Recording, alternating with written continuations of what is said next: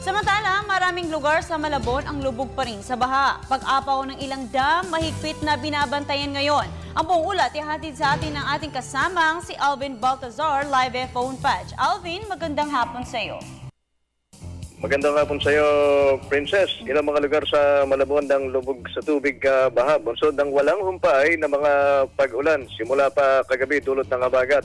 Ang Barangay Longos, Princess, nasa Lampas Baywang yung naging pagtaas ng tubig habang sa mismong barangay hall ng Barangay Niugan ay lampas tuhod na yung laki ng baha. Patuloy rin tumataas ang tubig sa may gawidang Barangay Tanyong at sa Letre na halos wala nang dumarampang mga sasakyan.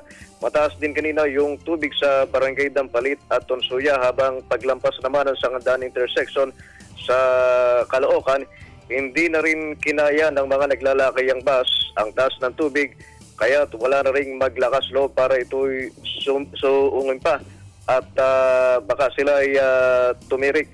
Samantala, ilang mga dams, Princess, ang minomonitor sa gitna ng napapansing bahagyang pagtaas sa level nito dulot ng tuloy-tuloy pa rin mga pagulan. At ayon dito kay Dr. Susan Esterueva, yung chief ng Hydrometeorological Division ng Pag-asa, sa ngayon ay wala pa namang mga dam ang nagbubukas pero kanilang mahigpit ang ginagawa nilang pag-monitor sa Ipa at Angat Dam. Kung magpapatuloy niya kasi yung malalakas na mga pagulan, pero bakit tumigil na ngayon, baka humantong sila doon sa pagpakawala ng tubig doon sa tatlong nasabing mga dam.